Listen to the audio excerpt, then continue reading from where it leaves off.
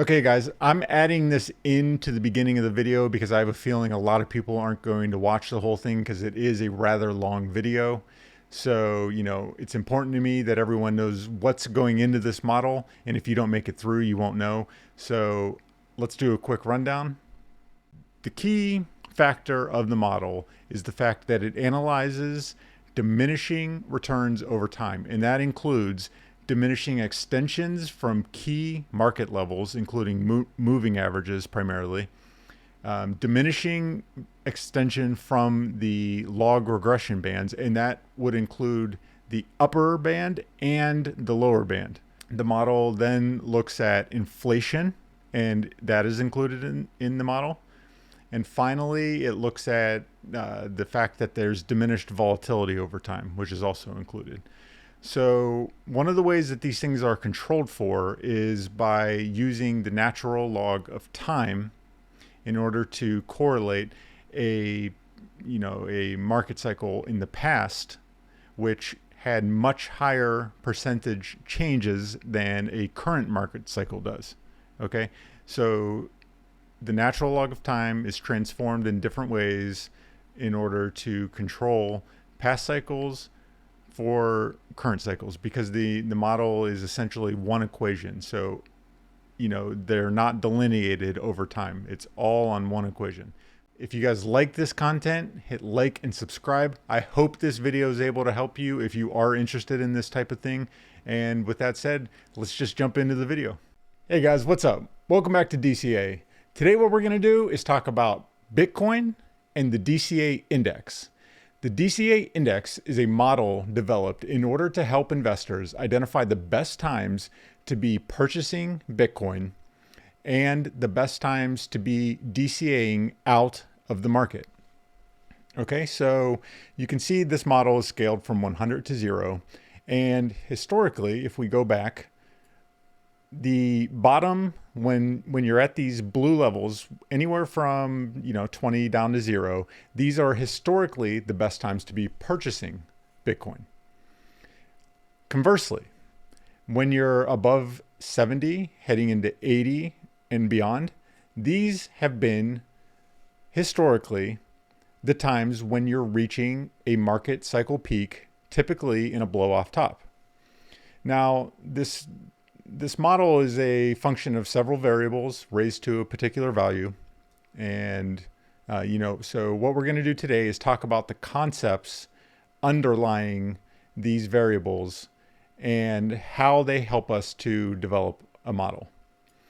Okay, so the first thing I want to point out, I've had a lot of comments, people in various places mentioning to me that, oh, I already know how to make this model. It's just the SMA 50 over the SMA 350. And I just wanted to, just in case people were actually using that as a metric for identifying where the top or bottom may be, I wanted to demonstrate how, while yes, taking a shorter term moving average over a longer term moving average would give you a relative peak or a local peak, you could say, it will not normalize relating this market cycle to a prior market cycle to say that, this is a top that we're at, because you have no way of knowing. I mean, if you look at it, this best fit line does sort of directly demonstrate where the tops have been at so far. But, you can see why actually that's not completely true, because if you look here, we've actually reached a new all-time high in October, and the SMA 50 over the SMA 350 is down here at about 1.23. Okay. Now, it was true if you took a instantaneous point in time in April that this was a peak. But now we have more information and more data, and we can say that this was not the market cycle peak, right? We've hit an all-time high. We've closed above the prior all-time high since that time. The next thing we're going to do is talk about, for the rest of the video, is talk about the principles that go into making a model like this. So the first thing I want to look at is, and I've coded this entire presentation into TradingView. So, if you're interested in these indicators, you could message me and I can either send them to you or give you some guidance on how to, code these into the TradingView Pine script if you don't already know how to do that. I will say I'm not, I'm no expert coder, so expectations should be limited in that regards, but I can still help you with at least some basic things. So the first thing we're going to look at is if you were to have held Bitcoin for 1 year, okay, at any given point on this orange line. In fact, let's just go ahead and do this. Okay, so this is if you held Bitcoin for 1 year. At any given point in time, this is the percentage you would be up. Now, the way this is scaled is such that 100 is your baseline. So if you're at 100, you're at even. And if you're at 200, or if you're at 2 on this scale, you would be at up 100%. So it's wherever you're at minus 100. Okay, so, or minus 1 in this case. So in other words, on 11/26/2013, if you would have been holding Bitcoin for 1 year at that time, you would be up 7,400%. Okay. So, conversely, when you're down here in one of the few times that you've actually been at a loss while holding Bitcoin for greater than a year, you would have been down 80% because, it's 100 minus 20. So you'd be down 80%, right? And that makes sense because if you bought it, that is to say, if you bought it right here and you held for 1 year, 1 year prior to that would be up here at the market cycle peak. Okay. So from peak to bottom was almost exactly 1 year, and you would have been just taking a massive hit. Okay. So the reason I show this graph is, it's not just to demonstrate, what your 1 year return would be. It's to demonstrate this fact that if you look at the 1 year return maximum over time, it's been decreasing at a fairly linear rate. In 2013, if you held for 1 year, your maximum that you could have, your maximum returns would approach 8,200%. In 2017, it would approach nearly 2,000%. In 2021, it would approach 1,000%. Okay, so this has been decreasing cycle to cycle. All right, and we can look at this on different time frames. So let's look at the 3 year and see if this holds true. If you held for 3 years at any given point in time, what would your returns be? And we see the same concept. Over time, your returns with regards to Bitcoin are diminished. What this says is this is one of the key concepts that a model such as this will need to control for. The expectation that from market cycle to market cycle to market cycle, there will be diminishing returns. Now, that's up to a point, right? You can't say that a fully maturated market will necessarily continue to demonstrate that. If this continued to infinity, you would approach zero returns. Okay. And if we look here, just one interesting point as an aside, if you've held Bitcoin for 3 years at any point in its history, there have been about 20 days or so or less in its entire history that you would have been sitting at a loss. Okay. So that just goes to show you that the long game is how you make massive returns in the market, right? There's almost, back here in 2016, right at the start of 2016, if you had held for 3 years at this point, you'd be at a loss. And if you held it for 5 years, there was no point in time where you would be at a loss. Okay. So like I always try and say, keep things in perspective with the bigger picture. It just goes to show that time will bail you out, with Bitcoin anyway. Okay. Now, if you're in some of these more speculative altcoins, some of those, are going to go down and never come back and never even get close to coming back. And that's why, another thing that I've been preaching is Bitcoin should be your core position. And, these are all asides from, the overall topic today. But I think, this chart really illustrates this well and really drives that point home that, if you have a core position in Bitcoin, at minimum, time will bail you out. And if you're in a lot of these altcoins, many of them, people were buying them in 2017. And even during this prior bull market, even if there's some coins of because they're top 50 coins, they haven't even come close to their, prior high in 2017. So it's just to keep in perspective, guys. So let's move on. Okay, guys. So what we're looking at here is the Meyer multiple. Okay.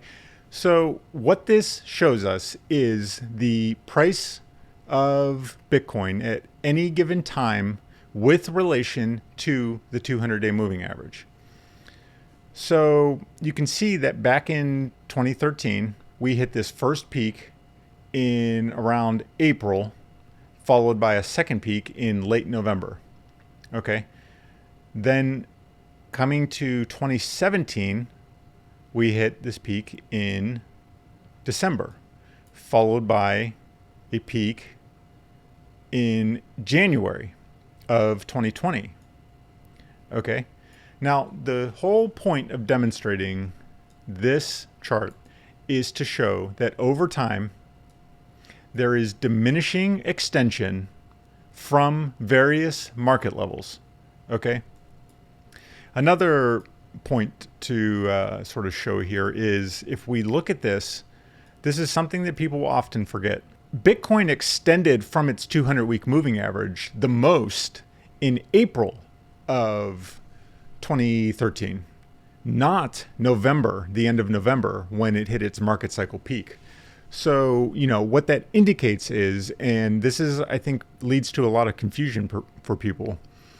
For instance, with Ethereum Bitcoin valuations, just because something peaks with relation to something else does not indicate that it peaks with relation to its USD valuation. Okay. So here's the price divided by the 200-week moving average. Now, this just means that Bitcoin moved off of its 200-week moving average very rapidly and reached a peak of around $200. Then, over time, that the moving average had time to catch up and normalize, let's say. And then when Bitcoin tried to move off of that moving average again, it did so for a much higher dollar value, but less of a percentage value, and that's critical. Similar in 2017, we went from, if you just look at from the peak to the moving average, we went from a moving average of 5,000 up to around 20,000, which, is around 300% profit, right? So the way you can interpret this is scaled to be at 0. Okay, so if you're at 100, right? If you're at 100, you're even. And then as you drop below, down to 0, if you went down to 0, that would indicate you are at a 100% loss, right? So unless the coin is a scam, that probably won't happen. So at this time in 2015, it went down, the price that is with relation to the 200-week moving average. It went down and reached around 0.40. In other words, you were at a 60% loss, right? Conversely, when you're up here and you're at 8.19, you're at around a 700% gain. So it's just the value minus 100, because 100 is your even point. So there's two main points to make on this chart.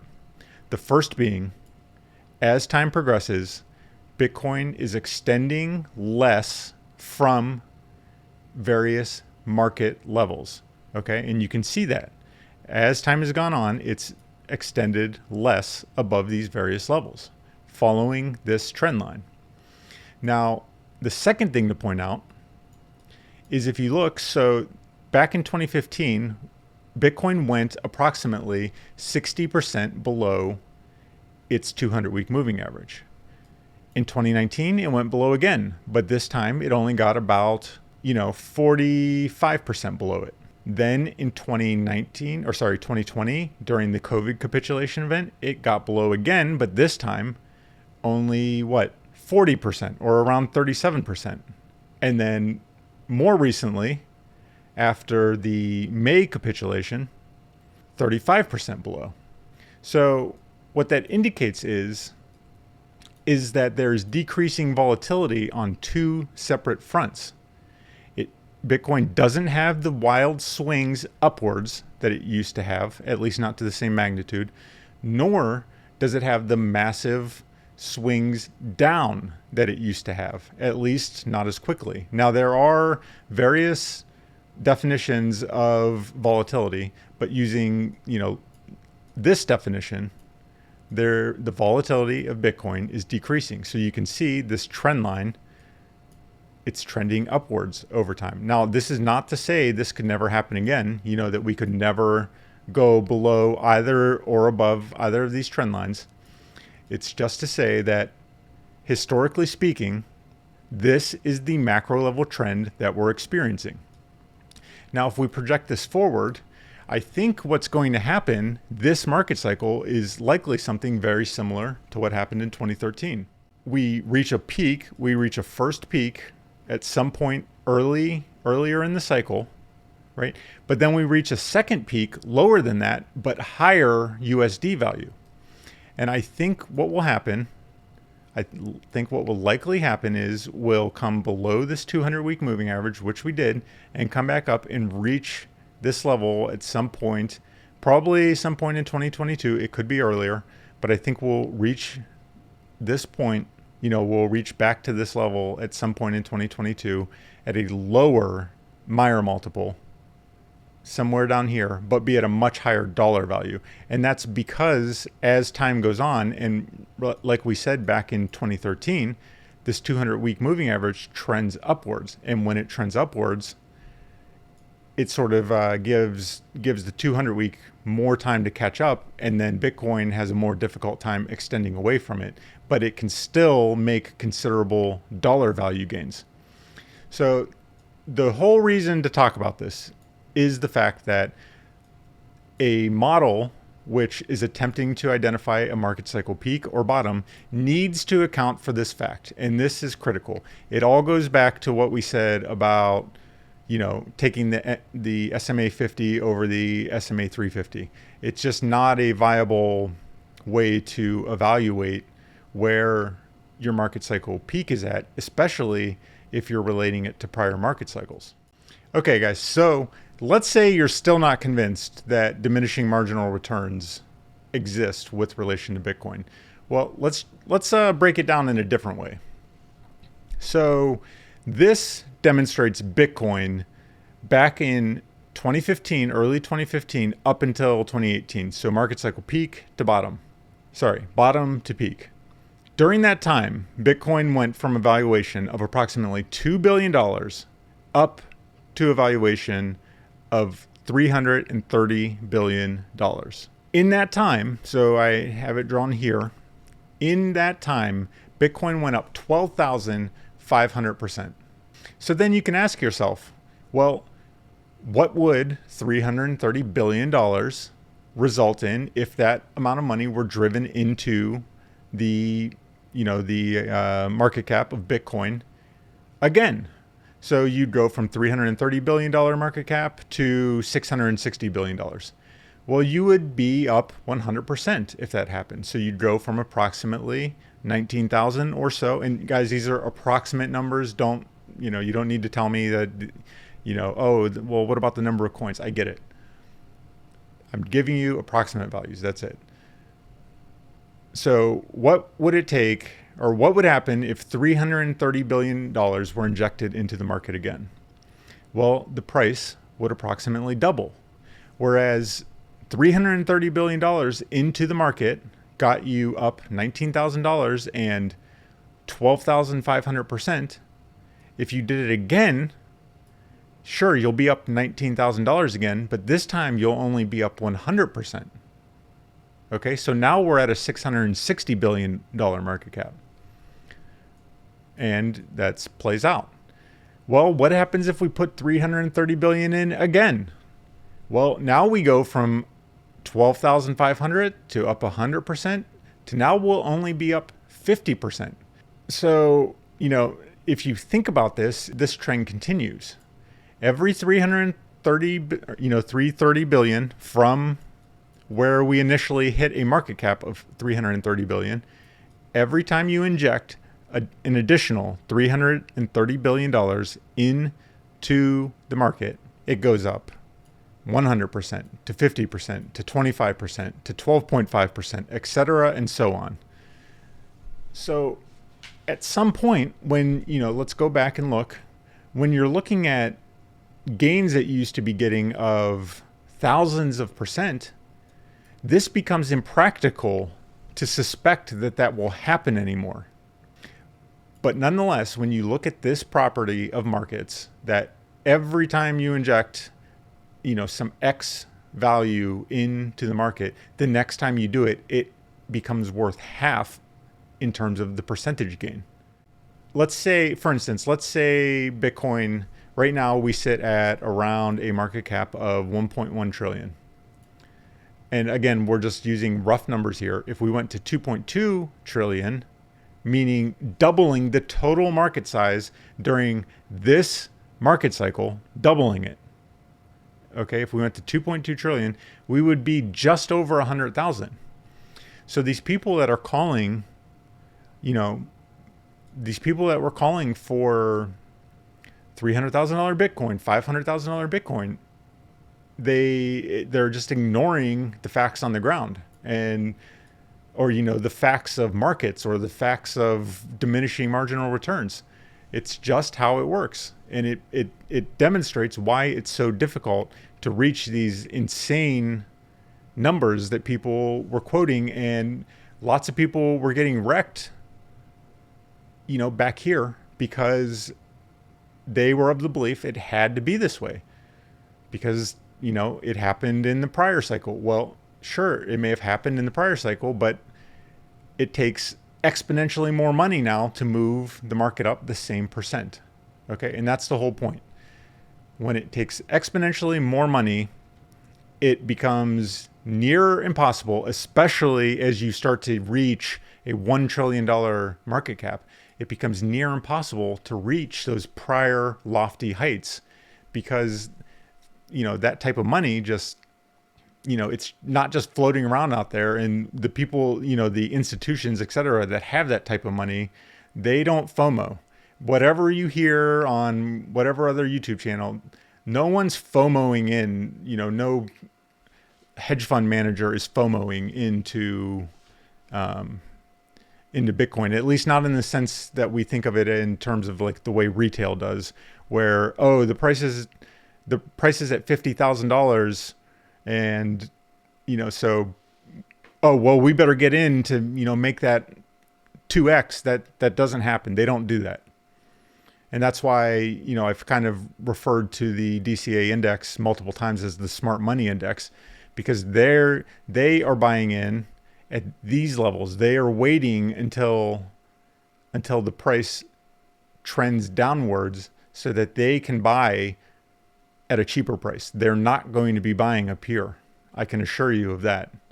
You don't get to be a fund manager by, throwing throwing good money after bad, which if you're buying up at these lofty valuations, especially with a volatile asset like Bitcoin, that's throwing good money after bad by definition.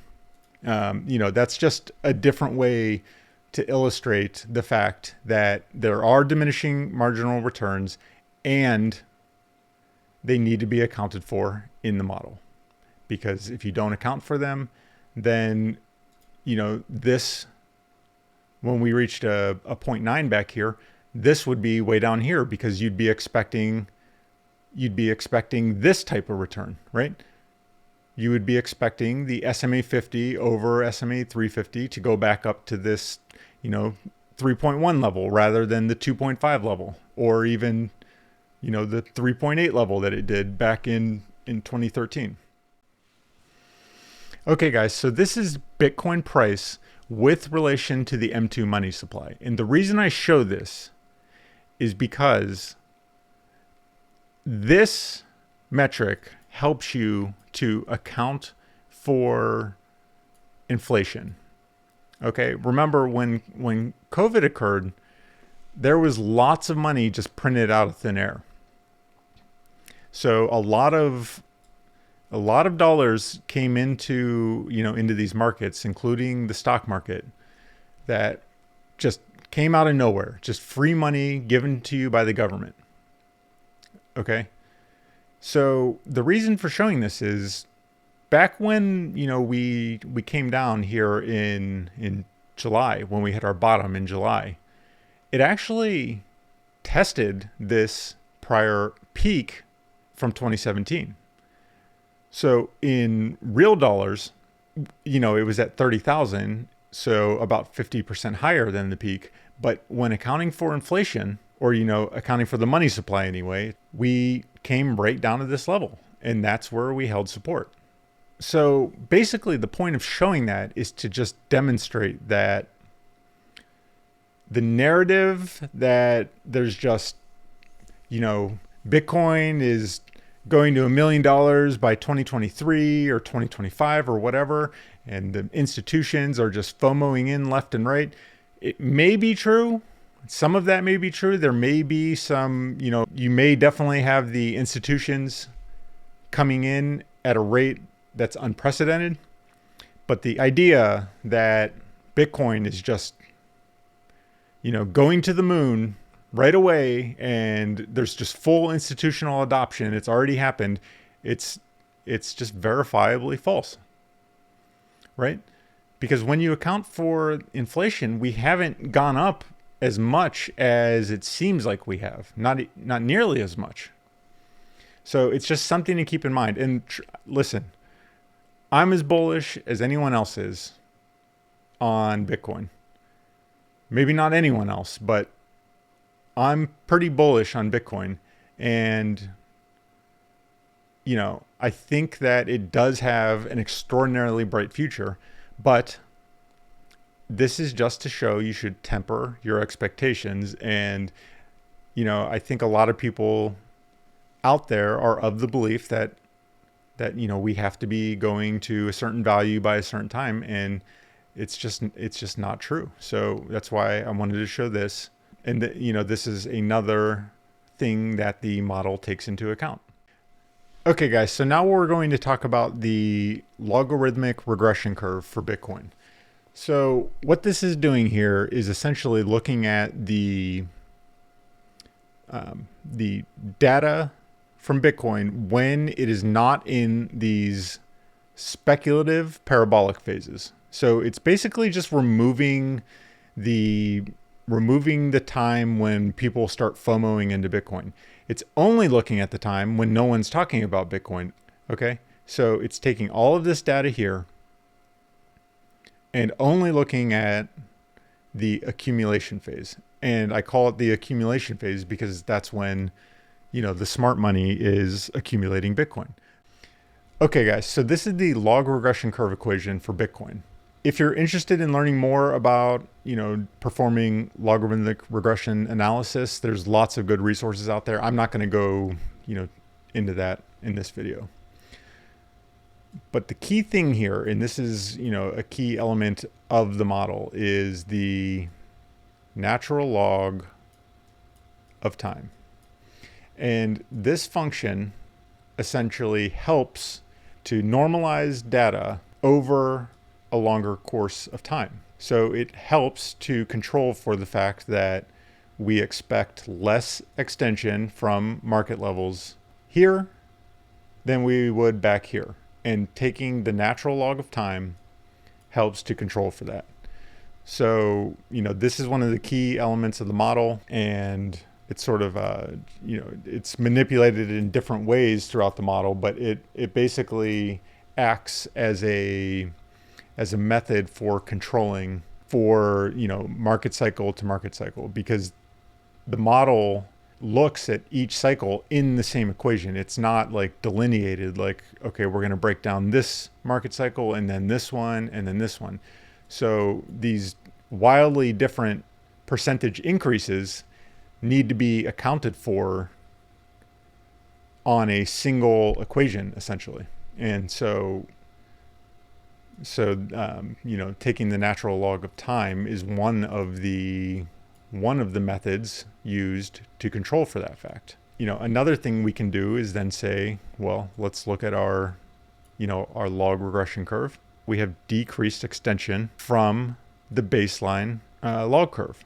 So, if we're up 1,000% there, and then we go to the next cycle, 500% or so, 600%, and then in our most recent cycle, 300%. So it's decreasing. Each one is basically decreasing. And, this is just showing that in a different way here. So these times that you're seeing in red are when we are within this accumulation zone. And in green is when we're above the accumulation zone. You can see the red is when we're in or below these zones, and the green is when we're above.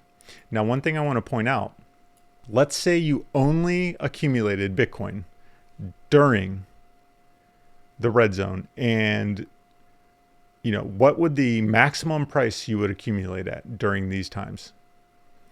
And how would that relate to the next market cycle bottom? Well, so let's go back to 2012. If you only bought during this accumulation zone, the maximum price you ever would have bought Bitcoin at would be $27, which is around 5 times lower, a little bit more than 5 times lower than the next market cycle bottom. Okay. Then what if you only bought during this time, this accumulation zone, during, the 2016 phase, 2015 and 2016? The maximum price you ever would have bought at was $1,700. The next market cycle bottom was $3,100. Okay, so this was about 5 times lower than the next market cycle bottom. This one was about 2 times lower than the next market cycle bottom. And then again, what if you only bought? So this one's a little more fragmented because we've had these more sort of ups and downs throughout 2019. And that's because, guys, every cycle will be a little bit different. There's no set pattern these cycles must undergo, and you're seeing that right now. The maximum price you would have bought at in this accumulation zone, or this series of accumulation zones, was about 12,500. And from there, it's gone up to, it's gone up to 60,000 and some. And that's why we say these points are the best times to be buying. I mean, think about it. If you bought only right at the last day of this accumulation zone, it went up to 20,000 from there. That's over a 10x, about 11x. And from 12,500, it went up to 60,000. So around a 4x. And from, $27 up to $1,200. So around 45 times from there. So it just goes to show that if you are able to buy only in these accumulation zones, you're going to be doing all right. Okay. In fact, you're going to be doing exceptionally well. And we haven't even, we don't even know where this peak will go to. This could very well, go much higher than the 4x that you would have made, not even 4x, 5x, I guess, that you would have made by buying at 12,500. Okay, guys, so this is another log regression curve, and it basically, I'm showing here how the market cycle peak to peak, the slope of the line is decreasing over time. Each slope is less than the prior, indicating that, the percentage change over time is decreasing. So you're not going to be getting the same type of gains that you would have in the past. If you were, the slope would be, they would look something like this. But that's not what we're seeing. We're seeing something like this, right? Where this line is curving and trailing off, indicating, slower increases over time. Just one thing to point out here, this blue line is the regression curve for all the data, okay? Not just this accumulation phase zone down here. And there's also, I guess I didn't do the best job of pointing it out, but there's a max value also, and you can barely see it, sorry. It's up here with, allowing for a maximum Bitcoin value of around 110,000 at the time. So I just show this because these are, a few of the other factors that are accounted for in the model. The peak regression values, the baseline regression values, okay? And remember, using the natural log of time is essentially required to sort of normalize these market cycles from one to the other, because as we showed, they extend less over time. So I think that's it for this, guys. Just to do a quick recap, we've said the things that go into a model like this are diminishing returns over time. And we've showed that in multiple different ways now. It accounts for inflation to a degree. Importantly, it accounts for the time, the progression of time, and how that relates to diminished extension from various market cycle levels. It accounts for the log regression curves and the price's extension from those curves. And just to, I don't know if I mentioned this, at the end of the day, what the model is numerous different, looking at numerous different metrics and weighting them, an optimized weighting of those metrics. So if we go back to the equation, it's numerous different metrics laid out today. Now, they weren't all these exact metrics. Some of them were, but some of them were not. But they were at least, the concepts are at least similar. And it's looking at various weightings of these different metrics and controlling for the fact that over time, there's diminishing extension. Now, remember, you can't just, I don't care what combination of moving averages you look at with price or, price over moving average or moving average over moving average. I don't care what combination you look at. If all you do is take that raw value, you're always going to get a descending trend line, right? So the model has to control for these various extensions over time. But when you control for diminishing returns, which there's various ways to do, the natural log of time is one of the ways that is used. It's not the only factor that goes into the equation, but it's one of them. Then you can start to normalize these cycles amongst each other. With that said, guys, that's it for this one. If you guys like this content, hit like and subscribe. And until next time, see ya.